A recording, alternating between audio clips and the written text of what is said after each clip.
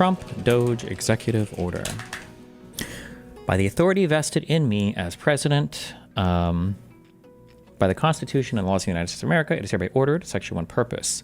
This executive order establishes the Department of Government Efficiency to implement the president's DOGE agenda by modernizing federal technology and software to maximize governmental efficiency and productivity. Definitions. Agency has the meaning given to it in Section 551 of Title V, the U.S. Code, except that such term does not include the executive office of the president or any components thereof. So DOGE can't audit the White House office? That's kind of funny, I guess. The office of the presidency. That's good. Good one. Agency head means the highest ranking official of an agency, such as a secretary, administrator, chairman, or director, unless otherwise specified in this order. DOGE structure, the reorganization or renaming of the United States Digital Service. The USDS is hereby publicly renamed as the U.S. DOGE Service and shall be established in the executive office of the president. And then just making sure real quick, the executive office of the presidency, that's the office of the White House, right? That's the same thing. Executive office of the president is the White House office, right? There's not a separate like White House office, right? Center of the executive branch. Yes. Office of the White House, Wikipedia. The White House office is an entity within the executive office of the president. Yeah, okay. It's a smaller, an inferior office. Okay. Out of all the right-wing grifters, who do you hate the most? For me, it's one Candace Owens, Russell Brand, Joe Rogan, and he is climbing the list fast. I feel like Russell Brand is not as relevant, at least in the United States. I don't know if he is more in Europe, but... I hear Trump say they gave Obama a Nobel Peace Prize for nothing. I honestly don't know what Obama did to get it. I'm sure they didn't just randomly hand it out. It wasn't because he was the first black president. It's basically, that's what it feels like. I don't know what the fuck he got. Because he reached out to the Muslim world and promoted nuclear non-proliferation.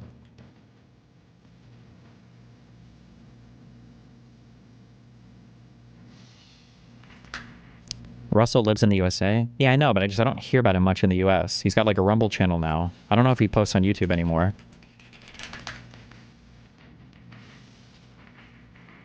Or does he still? Oh, no, he does. He gets decent views, too. Isn't this guy a con artist? I don't know. He's fucking crazy.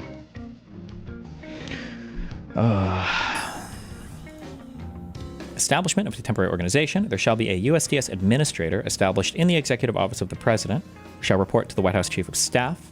There is further established within USDS, in accordance with Section 3161 of Title V of the U.S. Code, a temporary organization known as the U.S. DOGE Service Temporary Organization. The U.S. DOGE Service Temporary Organization shall be headed by the USDS Administrator and shall be dedicated to advancing the President's 18-month DOGE agenda. That administrator is Elon Musk, right? Was he officially named, or do they have like some random figurehead there? Yeah, it is Elon Musk. Okay. Say Doji? Doji?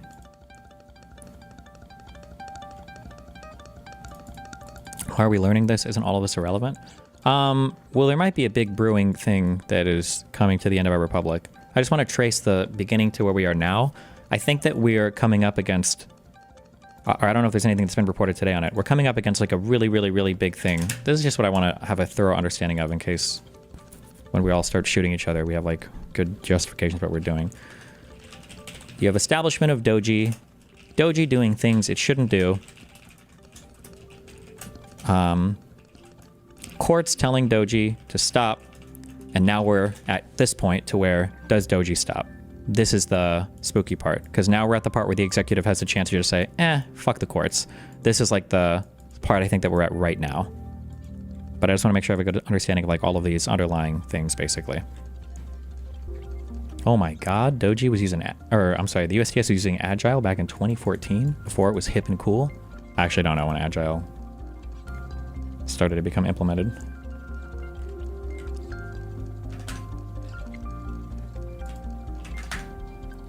In like 2005. There's further established within USDS in accordance with section temporary. Okay, this okay. Termination of U.S. DOGE Service Temporary Organization shall not be interpreted to imply the termination, attenuation, or amendment of any other authority or provision of this order. So it reverts back to the USDS afterwards? Maybe? Or does it just go away completely? I'm not sure. It's supposed to terminate on July 4th, 2026.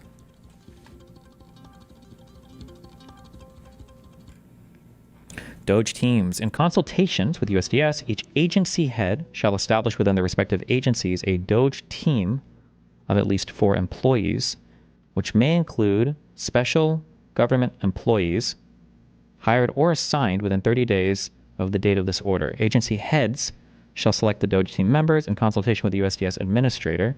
Each DOGE team will typically include 1 DOGE team lead, 1 engineer, 1 human resources specialist, and 1 attorney. Agency heads shall ensure the DOGE team leads coordinate their work with USDS and advise their respective agency heads on implementing the president's DOGE agenda. Has this actually happened? Like, were they consulting the agency heads? Also, I don't even know if this is technically legal here. I'm not sure. But I don't know if anybody's like gone through. Maybe Legal has, like, so we can check.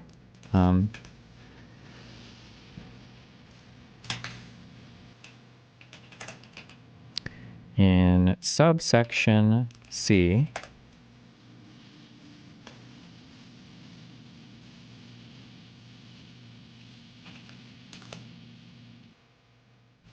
DOGE is, or wait, agency heads are required to establish within their respective agencies a team of at least 4 DOGE employees.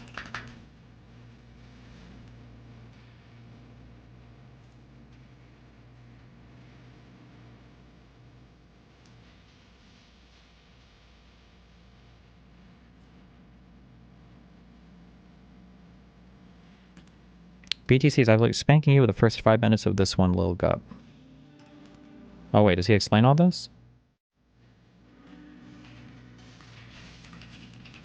Or here, I'll do my little run through first and then Today we're going to talk about... I'll listen to him explain it and see if we come to different conclusions.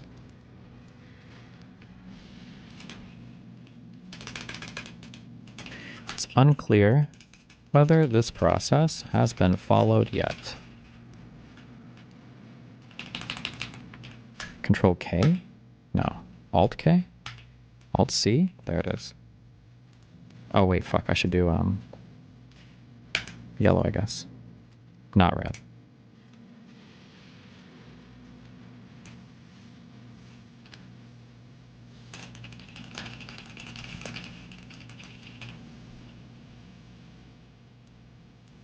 I don't know if it's legal either, but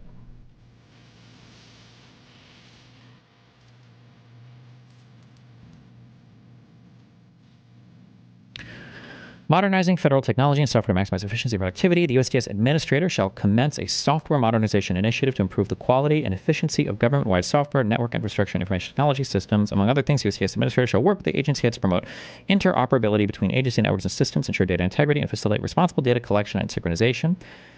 Agency heads shall take all necessary steps in coordination with the USDS administrator and to the maximum extent consistent with law to ensure USDS has full and prompt access to all unclassified agency records, software systems, and IT systems.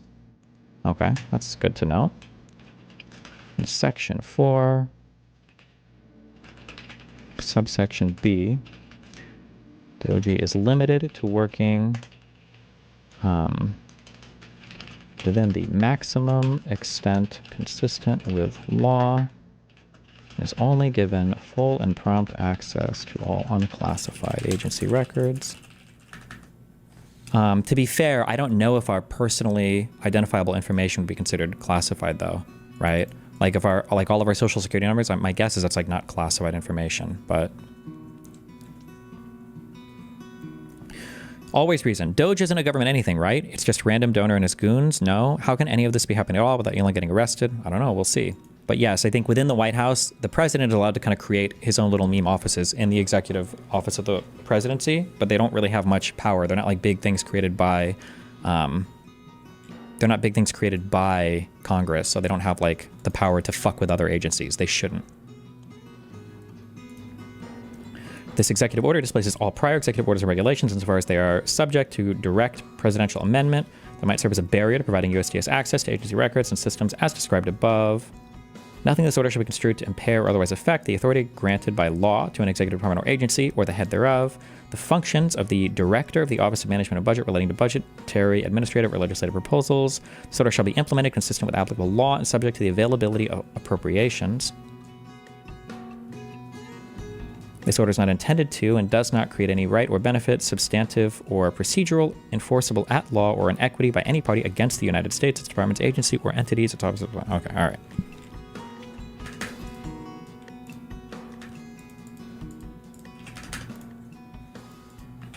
Okay, so that's the EO for this.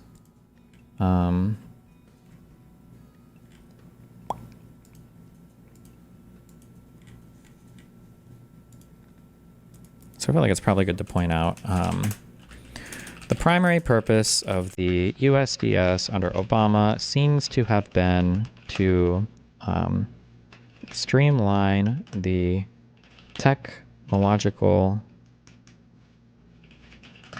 side of things in executive, or we'll just say in government departments.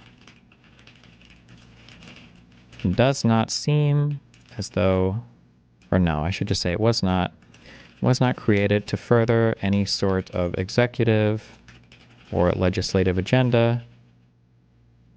It was not marketed as such.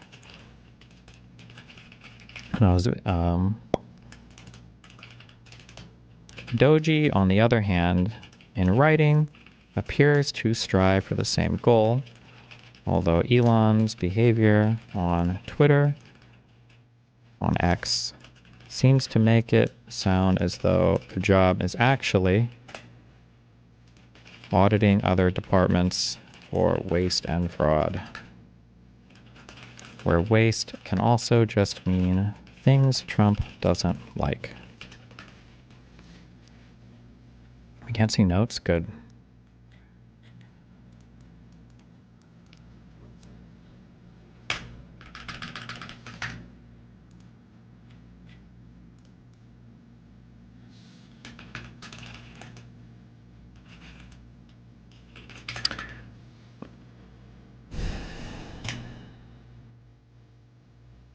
Why do you compare Brexit to things happening with Trump? I don't think it's close to being the same with the recent unhinged shit. I don't think I do. No?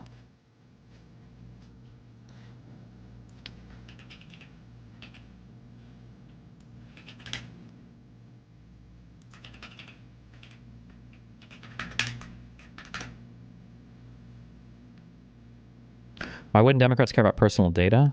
I mean, I think they can care about personal data. I'm just saying I don't think personal data is classified.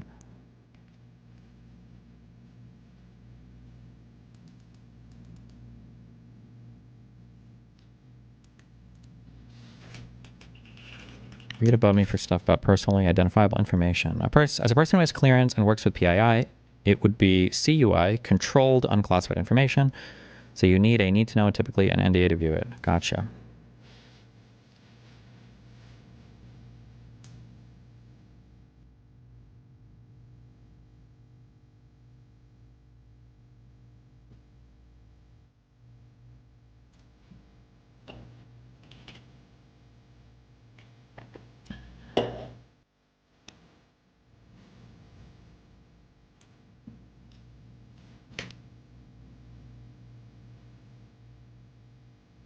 Okay. What's our boy Brian have to say about this?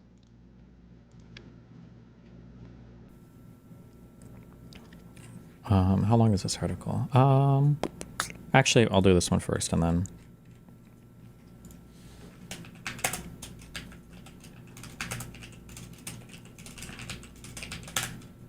So USAID. Real quick. Is it just me, or is the media just kind of rolling over for Trump and Musk? The problem is nobody knows what any of these things do or what they are, so it's very easy for them to just do a fuck ton of shit. Like, nobody cares because nobody understands. It's all of it is like based off of that. Okay. The United States Agency for International Development is an independent agency of the U.S. government.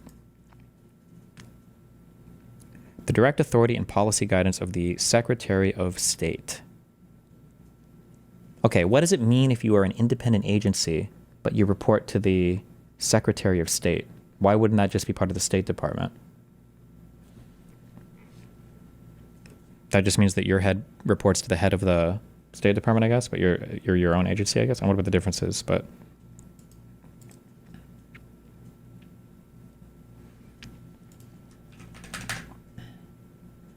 But aren't there people whose job it is to know this shit, follow it, and report on it? Yeah, but who cares if the people don't understand what the report means? Then who cares? Who cares? Like, people reading papers and stuff aren't going to give a fuck if they don't understand it.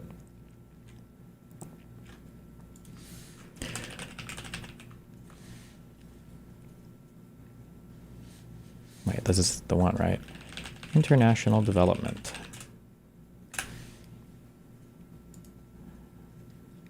It's an independent federal agency established by 22 U.S.C. 6563 that receives overall foreign policy guidance from the Secretary of State. Its principal statutory authority is the Foreign Assistance Act of 1961. USAID serves as the focal point within the government for economic affairs, or for economic matters affecting U.S. relations with developing countries. USAID administers international economic and humanitarian assistance programs. The administrator is under the direct authority and foreign policy guidance of the Secretary of State.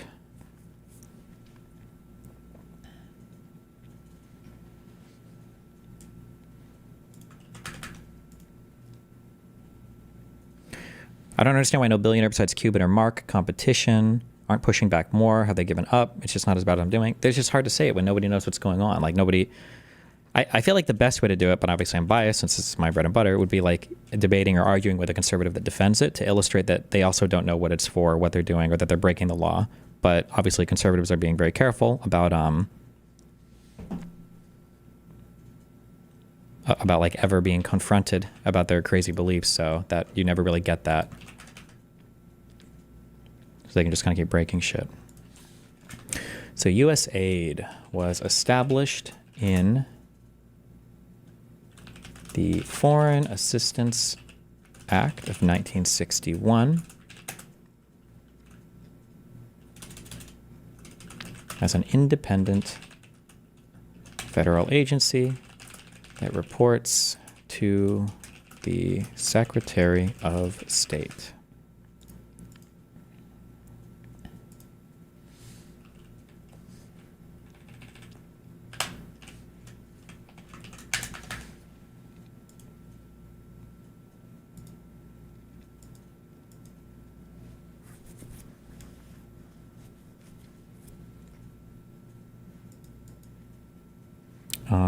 Okay.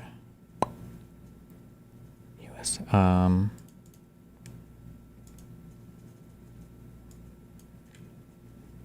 So theoretically, if DOGE wanted to do this by way the executive order was written, there would have had to have been Marco Rubio would have needed to coordinate with Elon Musk and DOGE, and at least 4 DOGE employees, or if not Marco Rubio, then the head of USAID. Is there a current administrator to USAID?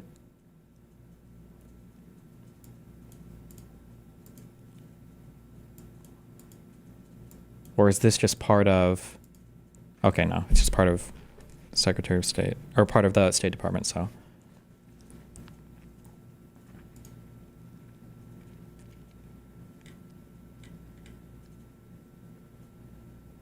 It doesn't report to the Secretary of State, but it works with them? Are you sure? I read this as reports to.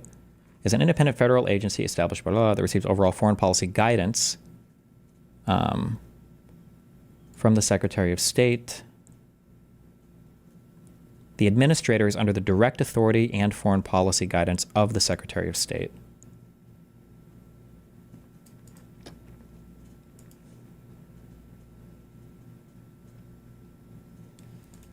How do you appoint the administrator? Let's see. Agency for International Development.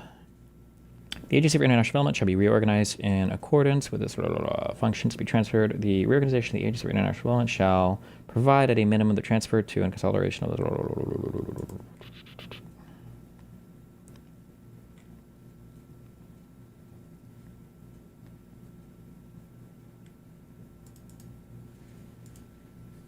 It's a complicated relationship. Senate confirmed. Okay. International development.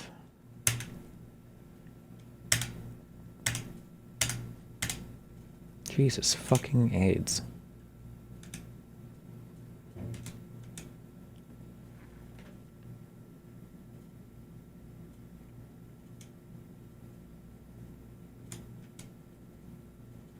The administrator of the United States Agency for International Coordination with the Secretary of State and the heads of other relevant federal departments and agencies appropriate shall develop and implement a strategy to...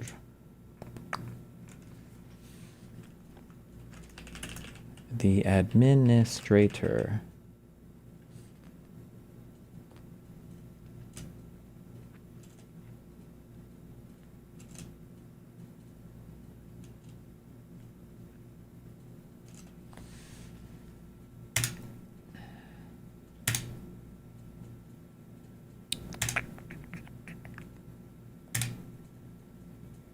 Does it not say how he's appointed here?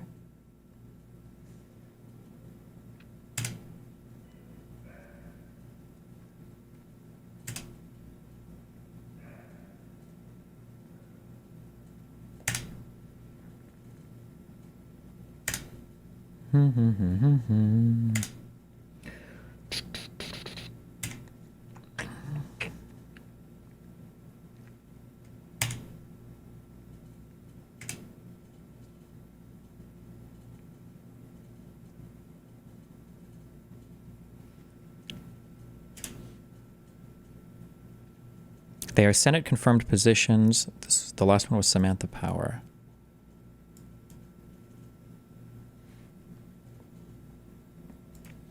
Shouldn't that be listed somewhere in here?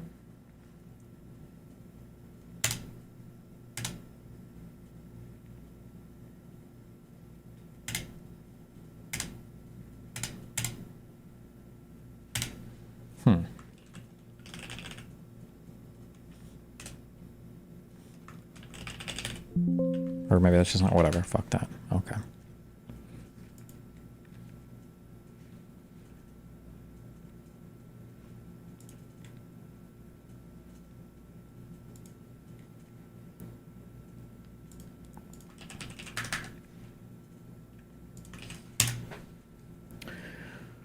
The administrator of the United States Agency for International Development is the head of the United States federal government's Agency for International Development. The administrator is officially nominated by the President of the United States and confirmed by the United States Senate.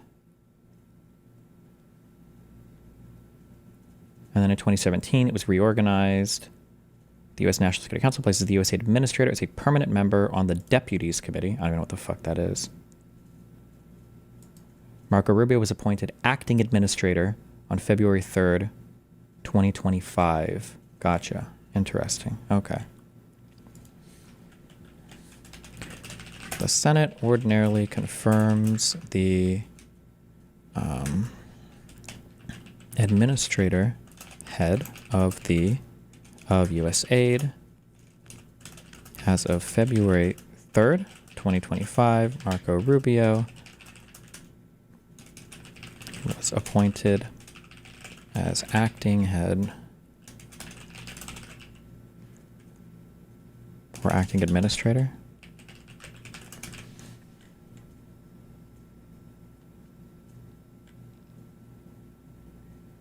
Yeah. New Trump interview just dropped. Wait, what? Destiny, explain why oversight failed all these years and how DOGE is so impactful. What are you talking about? How has oversight failed all these years and how has DOGE been impactful at all? What?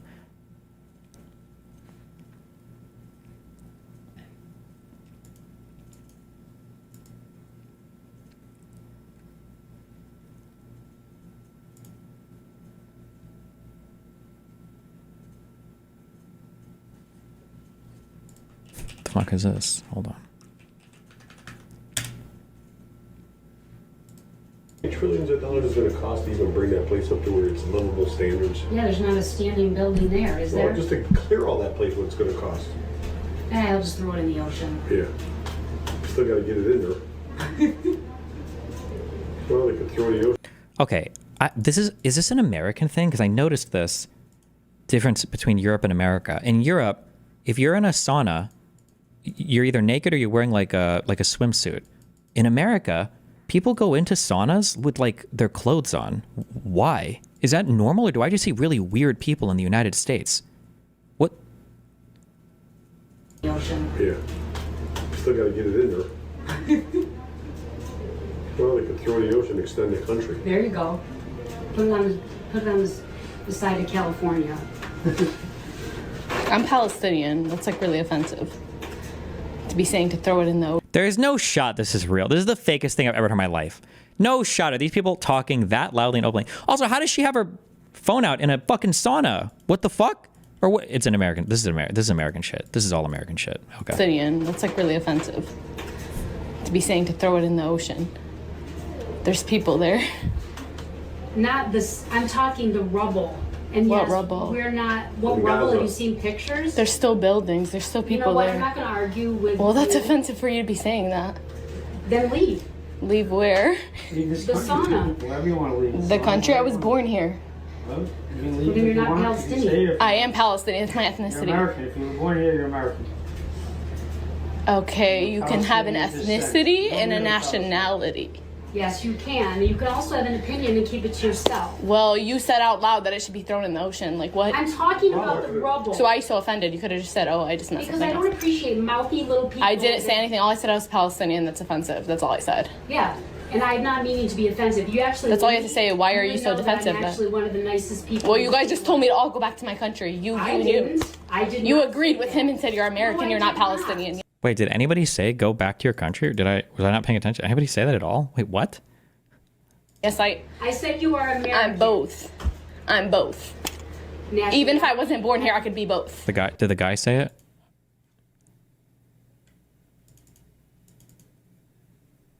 They said leave the sauna? Leave the sauna is a lot different than go back to your country.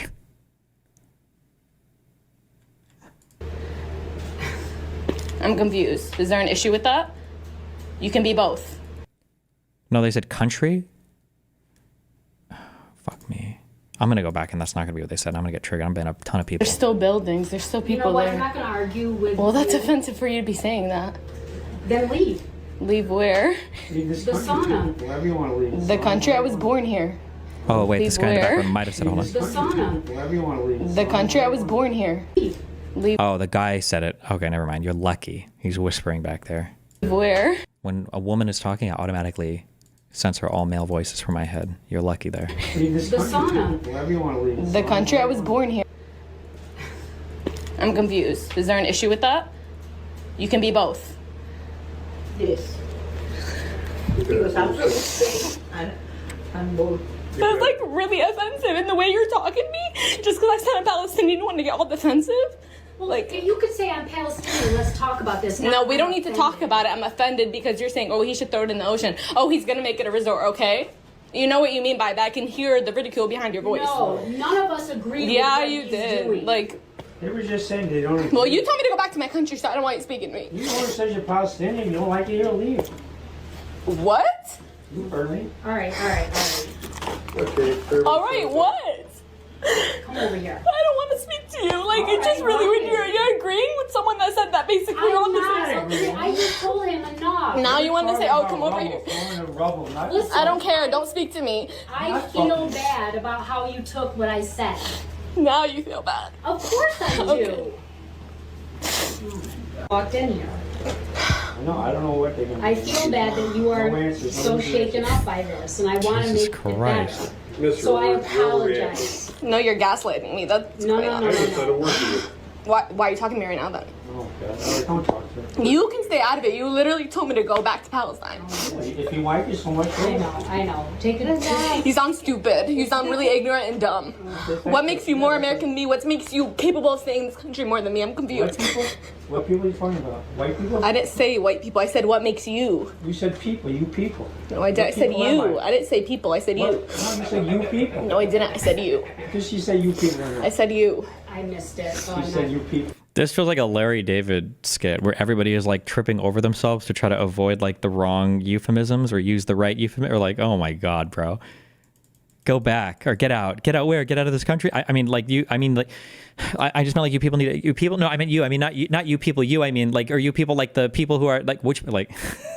No, I didn't. I said you. Okay, whatever. I'm not gonna argue with you. Exactly. I wouldn't argue with someone as you. Like literally as I low know, as 'cause you. I'm too fucking ignorant, and you're so intelligent.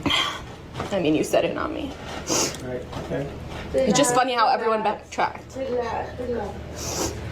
Everybody have problems and we relax. It's only one life.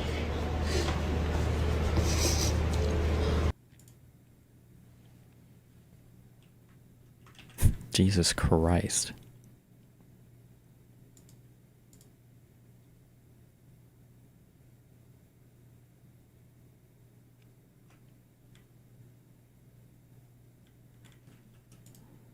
Apparently there are clips from this interview being posted. Is the whole interview live yet?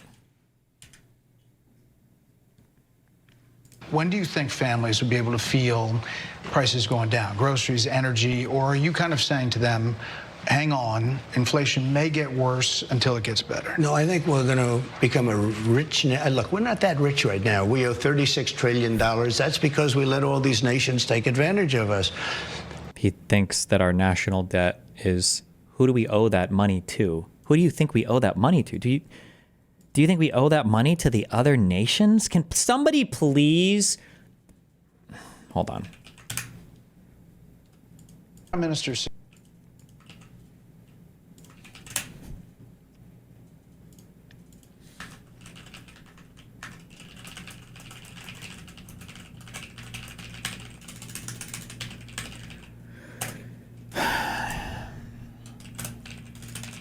Please ask him. Trade deficits tie into our national debt. Does he believe that we owe our national debt to other countries because of our trade deficits? Question marks. I just want to hear one fucking guy in the media ask him this fucking question.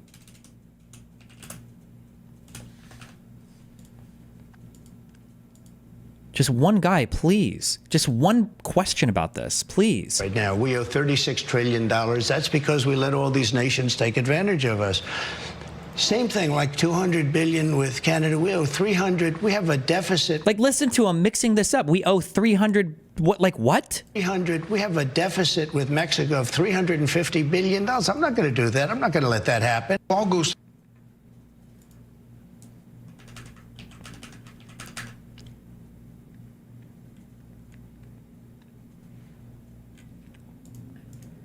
Said this week, the Prime Minister said this weekend to a group of Canadian businessmen, it was a private meeting, he said that your wish for Canada to be the 51st state is a, quote, real thing. Is it a real thing?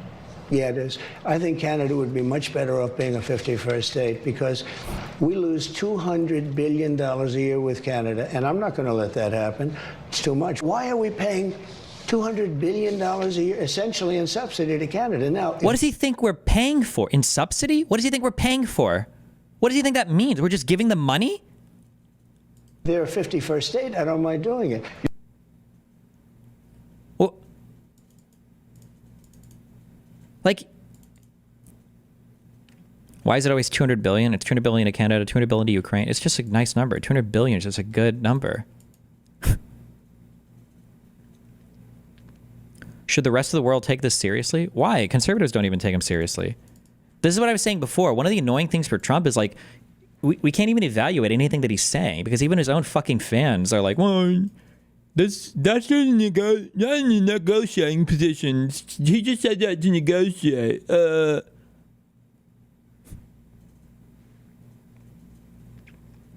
Fucking kill me.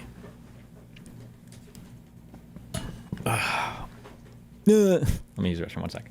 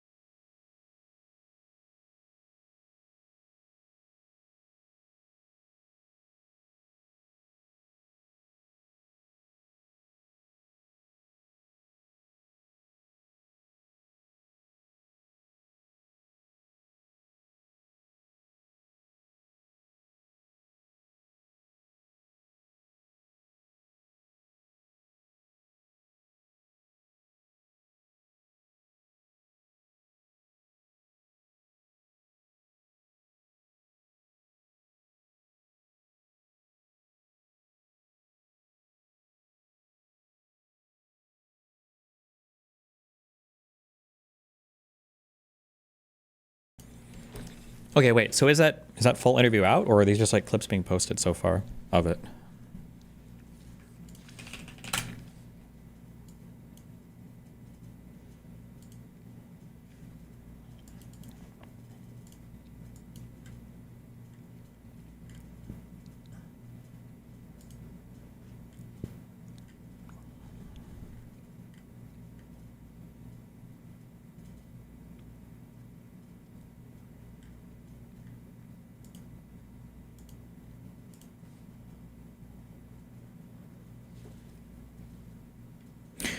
Do we know how much Elon and his companies pay in taxes? I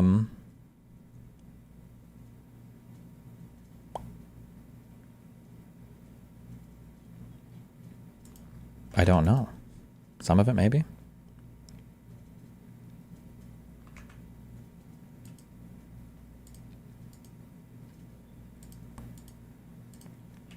If they're publicly traded and require public filings, then I think we know that, but I don't, for his individual taxes, I'm not sure how much we know about that. The Kamala Harrising the interview where they post clips while they're editing it. Gotcha, okay. Trump isn't negotiating, he's just saying, I will lie to you to your face as an implication that I'll use some kind of force against you eventually, like saying, buy the stone from me or else. Based. Why the fuck? Welcome to Mar. Oh, it's 7.5 minutes. Is this the whole thing? Welcome to Mar-a-Lago, the winter White House in Palm Beach, Florida. We're pleased to be joined by the 45th and 47th President of the United States, Donald J. Trump. Mr. President, thanks for having us. Thank you very much. Happy Super Bowl. Thank you. You know, you are going to be the first sitting president to attend a Super Bowl. It's a big day for America, always is. What made you want to do it? Well, Wait, why do no presidents ever go to the Super Bowl? Is that like a thing? first of all, I'm very surprised to hear that. I would have assumed many presidents came, but I think just the spirit of the country's taken on a whole new life. I thought it would be a good thing for the country to have the president be at the game. I mean, it's an iconic day. It's an iconic day. It's going to be a great game, two great teams, and let's see what happens. You know, it seems the first days of this administration are like a no-huddle offense. You know, plays going down the field, one after another. There's a long list of things you've already got done in 3 weeks. Big border policy changes, ICE crackdowns on criminals, taking biological men out of women and girls sports, big energy policy changes. So what's different with you and your administration? The difference between the 45th president... So nothing. He's done nothing so far. These are just a bunch of executive orders, but okay. And the 47th president. Also, I like how he doesn't bring up that birthright citizenship one, which was arguably the largest type of order that he tried to do, but okay. With you and your administration, the difference between the 45th president and the 47th president. Well, with the 45th, I had tremendous opposition, but I didn't know people, and I didn't have the kind of support that I needed. I put people in office, some really great ones, but I had some that I wouldn't have put. I would have, known better if it were a couple of years later, or if I had a little more experience in D.C. I was a New York person, not a D.C. person. And I had a lot of opposition. I just noticed, I looked on the stage for the recent inauguration, and I'm looking, it's like a who's who of Washington. Well, if you look on the stage for the first one, it was just the opposite. So some of your plays have raised some questions and had some pushbacks. 19 states' attorneys. How long are we taking this football metaphor for? Okay. General filed a lawsuit, and early Saturday, a judge agreed with them to restrict Elon Musk and his government efficiency team, DOGE, from accessing Treasury Department payment and data systems. They said there was a risk of irreparable harm.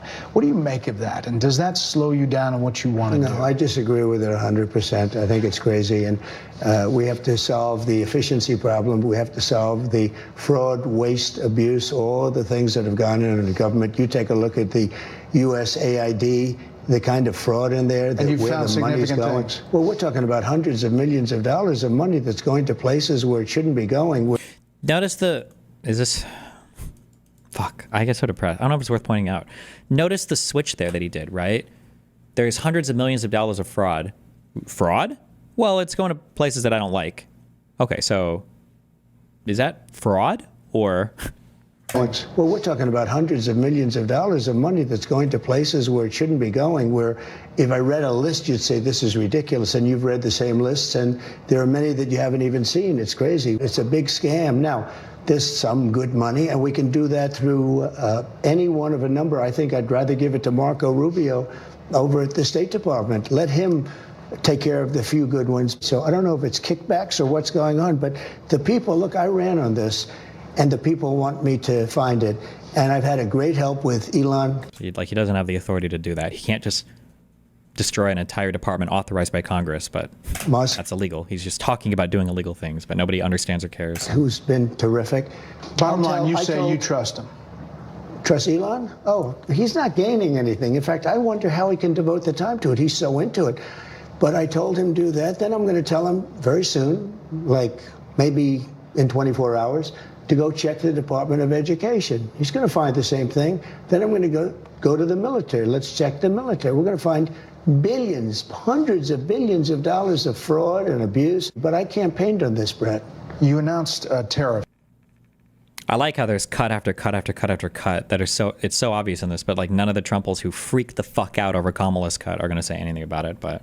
On Canada and Mexico, you immediately got action from both of them on border security and drug interdiction. I did. A lot of action that good that nobody enough? expected. Is that good enough? No, it's not good enough. So more needed in 30 days. Something has to happen. It's not sustainable, and I'm changing it. You know, the Prime Minister said this weekend to a group of Canadian business.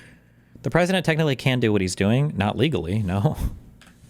Sustainable, and I'm changing it. You know, the Prime Minister said this weekend to a group of Canadian businessmen, he was at a private meeting, he said that your wish for Canada to be the 51st state is a, quote, real thing. Is it a real thing? Yeah, it is. I think Canada would be much better off being a 51st state because we lose $200 billion a year with Canada, and I'm not going to let that happen. It's too much. Why are we paying $200 billion a year, essentially in subsidy to Canada? Now, if they're a 51st state, I don't mind doing it. You said the tariff is a beautiful word. There are some signs in the markets, consumer confidence, that they're a little jittery. So if all goes to plan, A little jittery. when do you think families will be able to feel prices going down, groceries, energy, or are you kind of saying to them, hang on, inflation may get worse until it gets better? No, I think we're going to become a rich... Look, we're not that rich right now. We owe $36 trillion. That's because we let all these nations take advantage of us. Same thing, like $200 billion with Canada. We owe $300. We have a deficit with Mexico of $350 billion. I'm not going to do that. I'm not going to let that happen. Sports has always been something that Americans rally around to come together. They really do. You won the Oh, you think it's going to bring up Canadians booing us at sporting events right now, or? popular vote. You won all the swing states. Have you thought about how to try to bring the country together, to reach out or to find common ground? Have you thought about that or how that might go? I'd love to do it, but I would say this. We have to come together, but to come together, there's only one thing that's going to do it, and that's massive success. Success will bring the country together, but it's hard. And I say it's hard. I just signed a bill allowing for women not to have to be punished by men in sports. In other words, men are not going to be allowed to play in sports against women. It's ridiculous. You're a sports guy. You're a football fan. Why can't he just say, or never mind, I was going to say, why can't he just say, like, I ban trans women from sports? Why not just say that? But then it's probably because they don't think that's a real thing, I guess, yeah. Size up these two teams. I'm a big fan of both teams. They're sort of different. In Philadelphia, you have one of the greatest running backs, Saquon. You know, Saquon had an uncle who was a great fighter, and Iran Barkley, his name was. So you have a great running back. You really have a great quarterback. The other team, the quarterback really knows how to win. He is a great, great quarterback. So game prediction? I hate to do it. I just say that I've watched this great quarterback who has, by the way, a phenomenal wife, okay? She's a Trump fan, she's a MAGA fan, so I happen to love her, okay? But she's a great person. I watched her being interviewed. I said, boy, that's pretty good. But she's great. Do you think he knows the teams that are playing? And he's great. I guess you have to say that when a quarterback wins as much as he's won, I have to go with Kansas City. City. Does he know the names of any of the players he's talking about, the quarterbacks?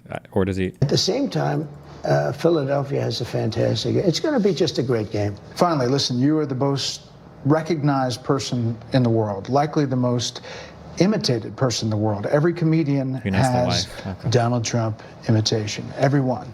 But now you have UFC fighters winning fights, NFL players doing the Trump dance. Yeah. Did you ever think that was going to be a thing? No, I didn't. I mean, we do these rallies. They've always been great, but they got really great. And it's just, I don't know what it is.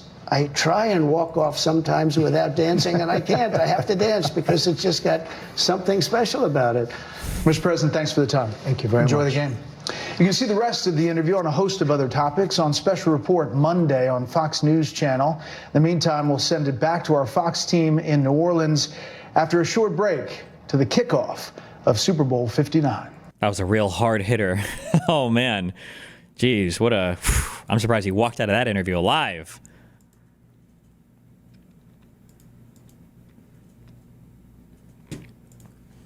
Okay.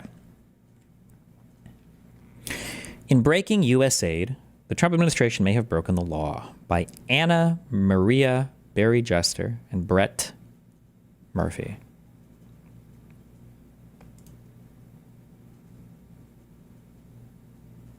I should be saving these fucking articles in case I have to reference them in the future.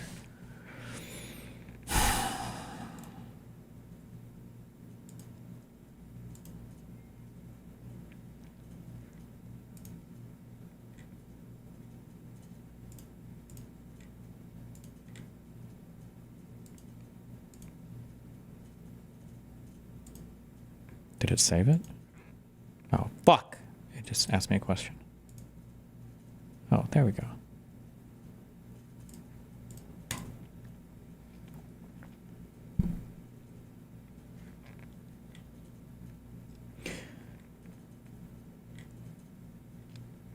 It was the week President Donald Trump had signed a sweeping executive order shutting off the funding for foreign aid programs. Inside the U.S. Agency for International Development. Actually, wait, real quick. What was that executive order again? Executive order freezing funding.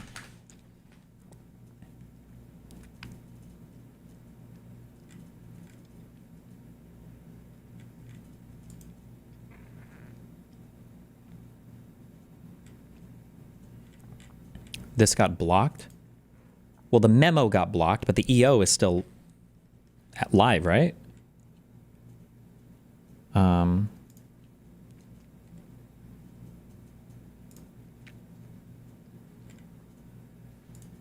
Here, thanks.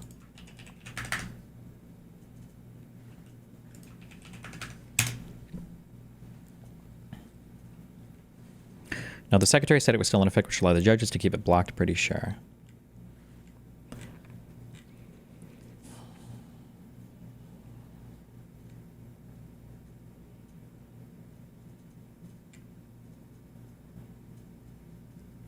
No, wait, this is not what we were looking for.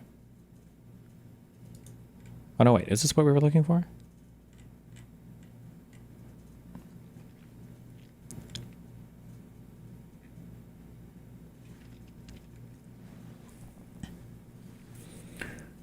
For USAID, yeah, okay. Wasn't there another one that was like blocking like all federal funding or something that memo was citing? The United States foreign aid industry and bureaucracy are not aligned with American interests. Okay, hold on. This is on January 20th. This is again on January 20th. Okay.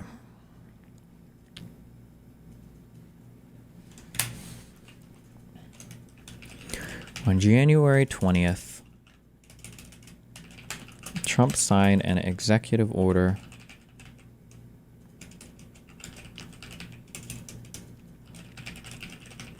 on January 20th, 2025.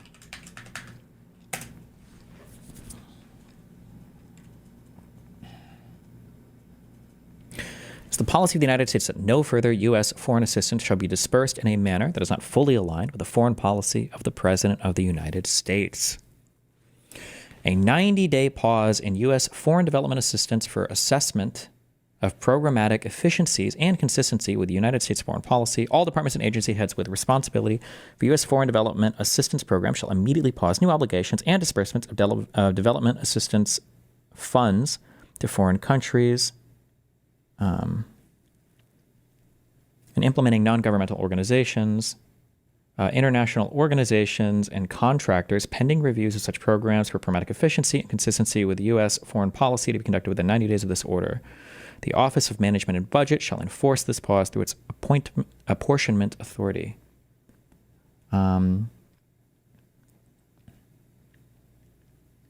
this says all department heads with responsibility for U.S. foreign development assistance programs shall immediately pause new obligations and disbursements of development assistance funds, does that include ongoing programs? That would include those as well, or just like newly authorized things?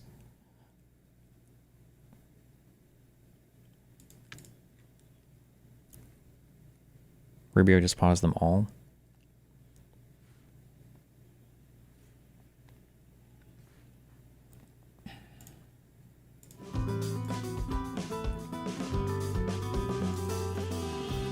Reviews of U.S. foreign assistance programs, reviews of each foreign assistance program shall be ordered by the responsible department and agency heads under guidelines provided by the Secretary of State in consultation with the Director of OMB, the Office of Management and Budget. Hold on, let me make sure I understand where this office resides.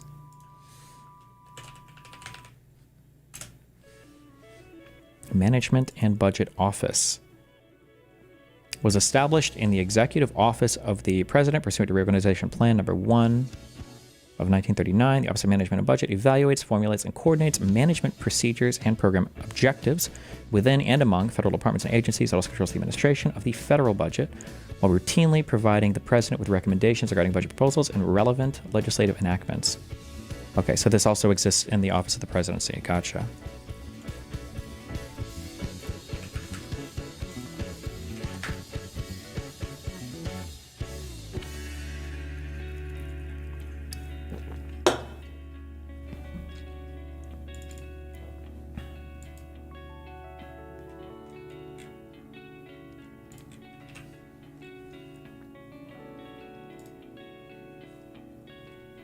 The responsible departments and agency heads, in consultation with the Director of the OMB, will make determination in 90 days, order whether continue, modify, or cease each foreign assistance program based upon the new obligations and disbursements of foreign development assistance funds may resume for a program prior to the end of the 90-day period if a review is conducted.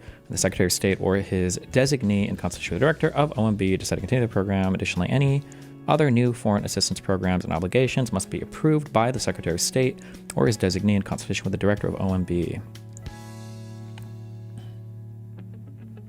Okay. Ordering a 90-day freeze to be put into effect on all foreign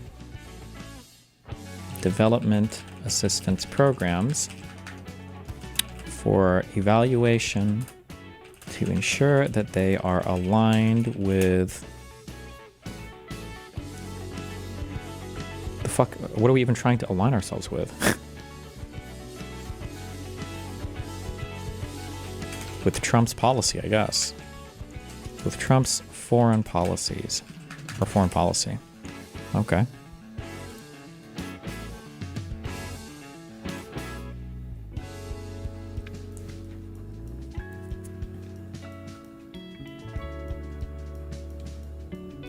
What is the apportionment authority? The Office of Management and Budget. It's just the authority they have to apportion funding to the different federal agencies, I'm guessing?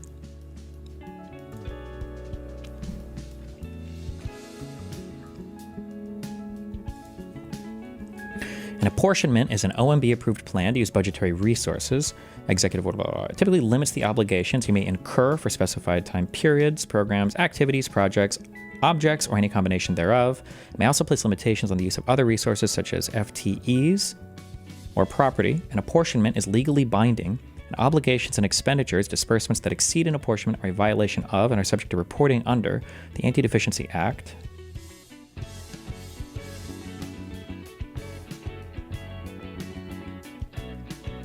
Okay. The EO cites the apportionment authority of the OMB in order to carry out this funding freeze. Not sure if that's strictly legal or not, but okay.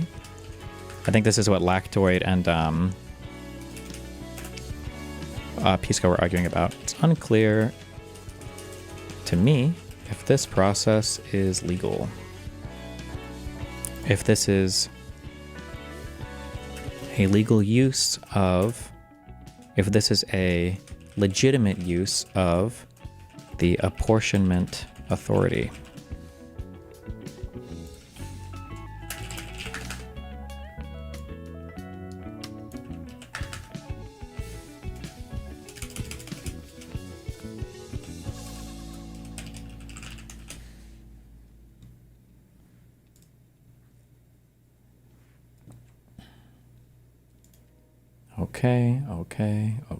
Okay. All right. And that was on January. Okay. Inside the U.S. Agency for International Development, his political appointees gathered shell-shocked senior staffers for private meetings to discuss the storied agency's new reality. Those staffers immediately raised objections. USAID's programs were funded by Congress, and there were rules to follow before halting the payments, they said. Instead of reassuring them, the agency's then Chief of Staff, Matt Hobson, told staff that the White House did not plan on restarting most of the aid projects, according to 2 officials familiar with his comments. Then Hobson added a stark coda. Trump could not have a higher tolerance for legal risk, the officials recalled. I have a high tolerance for legal risk. That's a good one. They understood the message to mean that the administration was willing to bend or even break laws to get what it wanted, and then take the fight to court. Hobson, who resigned shortly after, did not respond to numerous phone calls and written messages requesting comment, and he turned away a reporter who came to his door.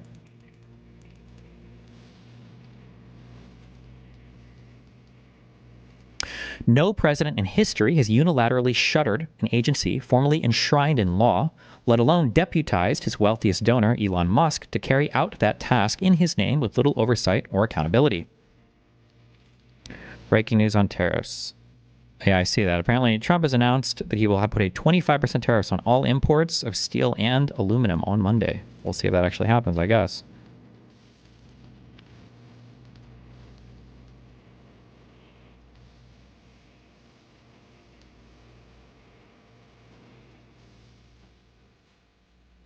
While USAID was first created by President John F. Kennedy in a 1961 executive order, Congress passed a law in 1998 to make it an independent establishment like others in the cabinet.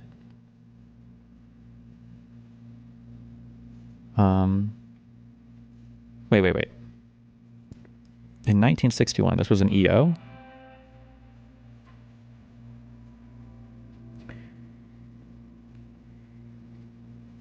The Foreign Assistance Act of 1961. That doesn't sound like an executive order. Am I crazy?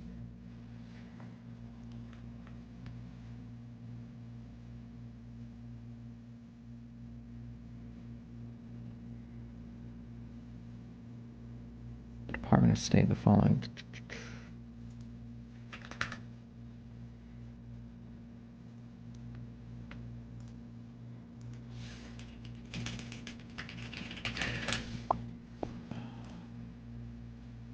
Creation. Congress passed the Foreign Assistance Act on September 4th, 1960, which reorganized U.S. foreign assistance programs and mandated the creation of an agency to administer economic aid. USAID was subsequently established by the executive order of President John F. Kennedy, who said, oh, I see. So Congress wanted the creation of an agency to administer economic aid, and then the president established it via, John F. Kennedy established it via EO.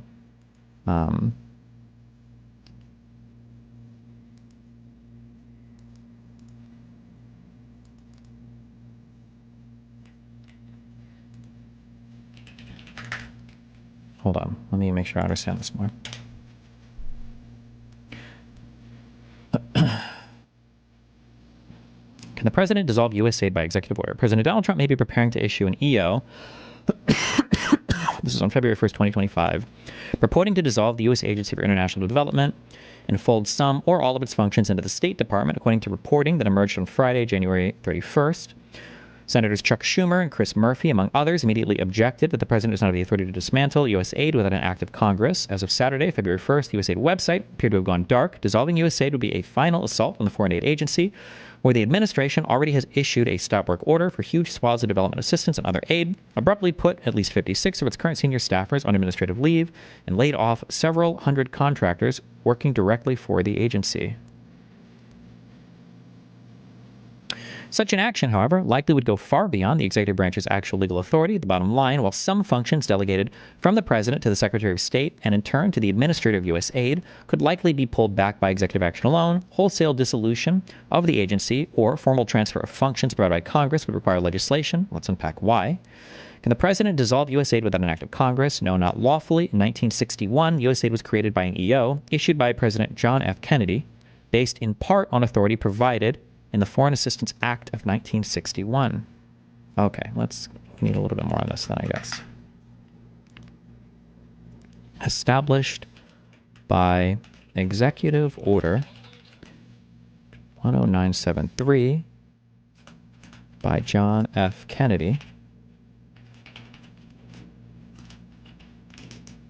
with authorization from the Foreign Assistance Act of 1961.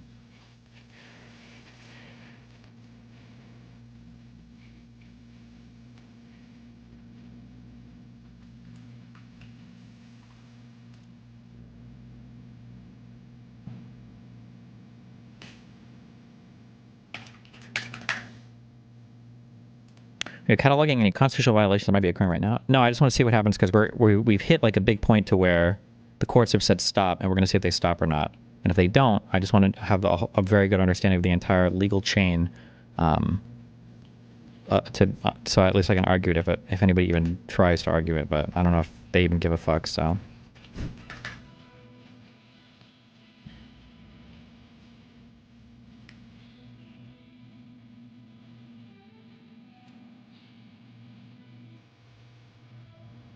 But a later act of Congress, the Foreign Affairs Reform and Restructuring Act of 1998, 22 U.S.C. 6501, established USAID as its own agency. Okay.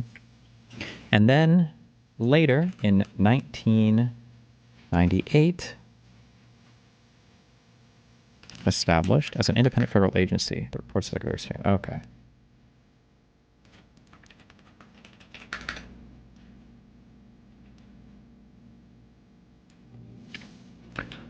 Established by Congress.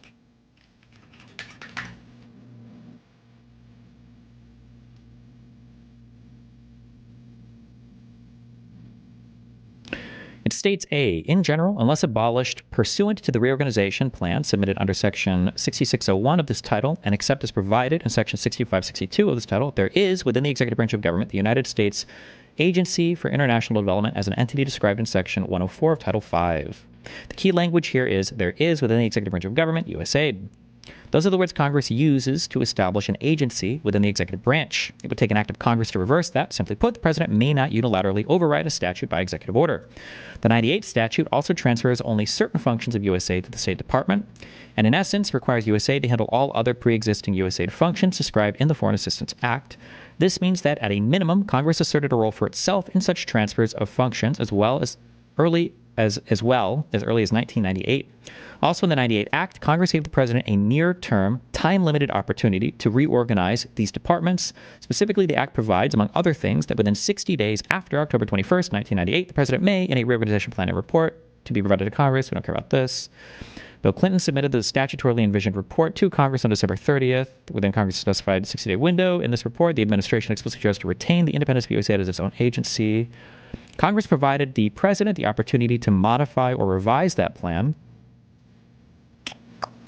until 1999. Finally, a much more recent provision of law, Section 7063 of the fiscal year 2024 State and Foreign Operations.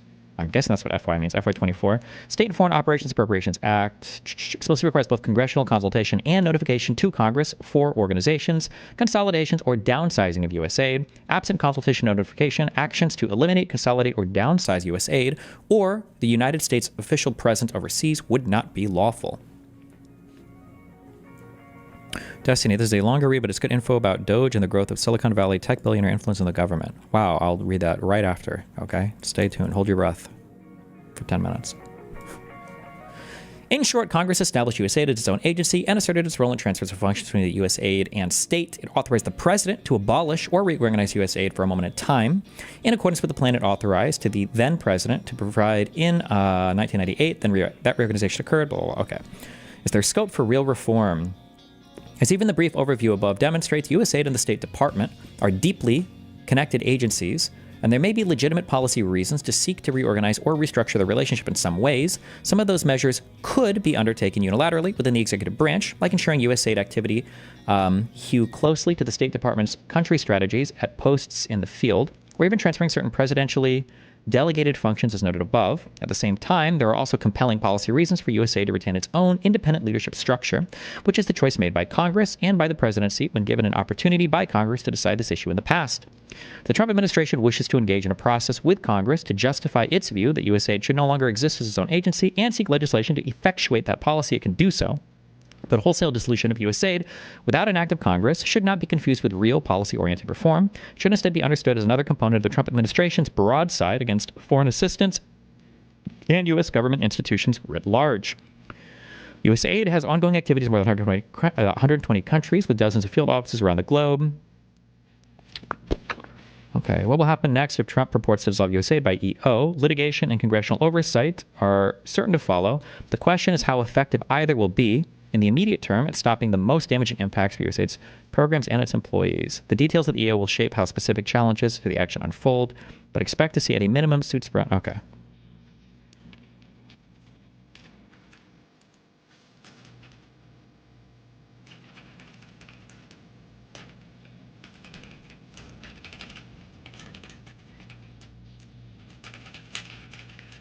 Okay.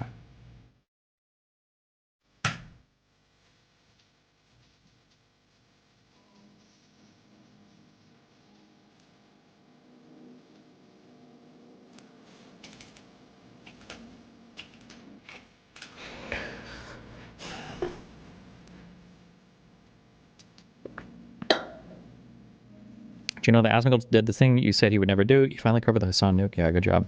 He only had to be bullied for a week or more to do it. Page 36. Why would you just link this and say page 36?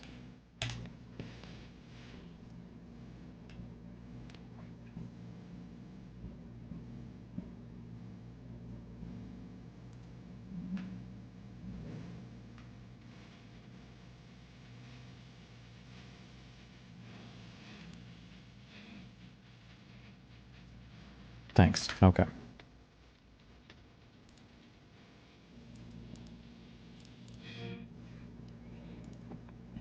Multiple administrations, Democratic and Republican alike, built USAID into an institution that has helped save millions of lives around the world, promoted U.S. interests in remote corners of the globe, and employed thousands of Americans.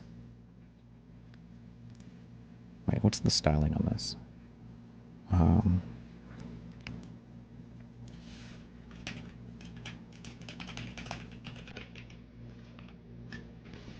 There we go.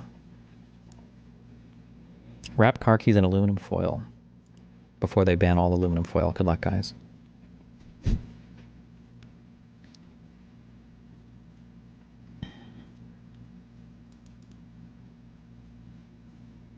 Is Elon/DOGE directly firing people and cutting agencies, or is he just advising people that will bend over for him every time? It sounds like they're directly doing it, which I think is the big problem, which is probably not legal.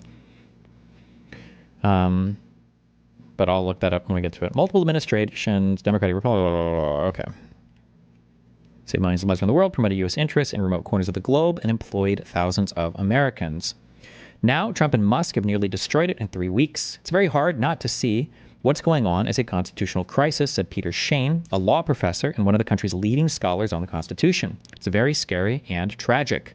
Several experts consulted by ProPublica said the new administration may have broken the law almost immediately.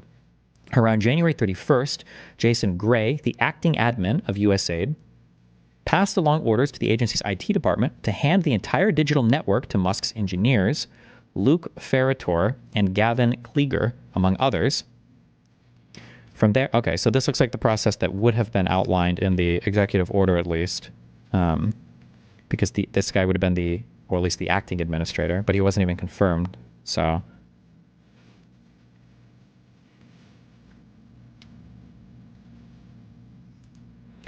From there, the engineers from Musk's Department of Government Efficiency, I should probably write this down. Let's see.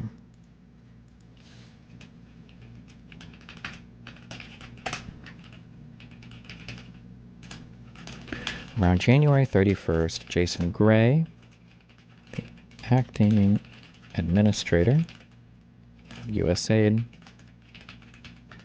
allowed DOGE engineers access to the entire digital network.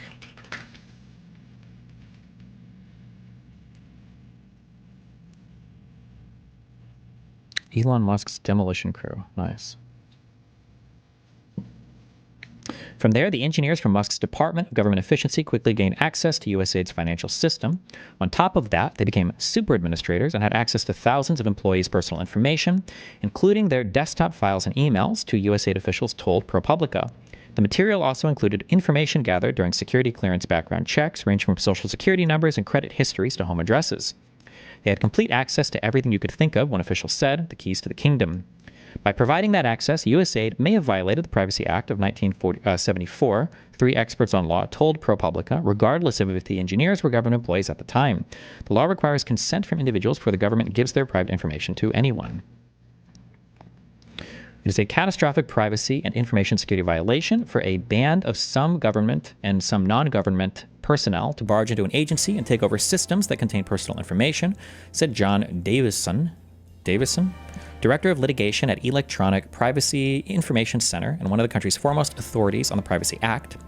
Breaking the law can carry civil penalties and a minimum $1,000 fine for each violation if the victim can prove they were harmed, or much more if there were damages like loss of income.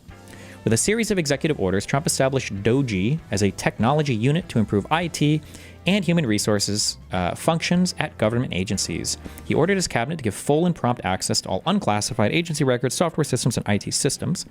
There are exemptions to the Privacy Act if those accessing the personal files have proper authorization, which includes special training and other rules for each set of records, and if they are conducting routine USAID business. But the three experts ProPublica consulted said that doesn't appear to be the case here.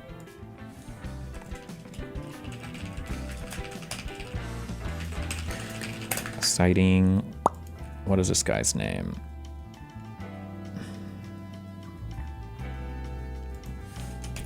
John Davison.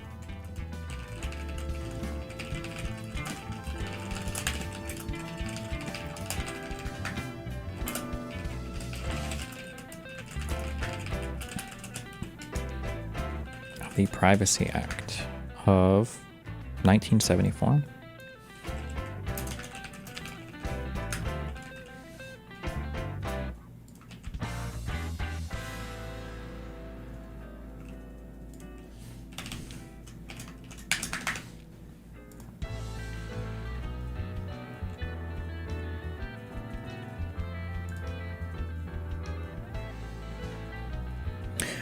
Davison and others said that the law, which Congress passed with overwhelming support from both parties in the wake of Watergate, is meant to prevent presidents and others in high office from abusing their access to records for political ends.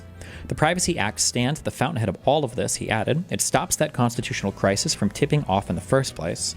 Well, I feel like that's just one prong of it, but... Someone in YouTube chat said, this privacy angle is dumb and going to go nowhere. Yeah, I kind of agree. This is like the least interesting part of all of this. But I'm keep reading. It's just one part of it, I guess. For this story, ProPublica spoke with dozens of current and former USAID officials, many of whom requested anonymity because they feared retribution from the administration, and consulted the country's leading authorities in the government statute, federal law, and the Constitution. While other media accounts have detailed several key moments in the blitzkrieg on USAID, this article provides new details about what Trump and Musk's lieutenants did, what they said at the time, and the objections that those within the government raised along the way.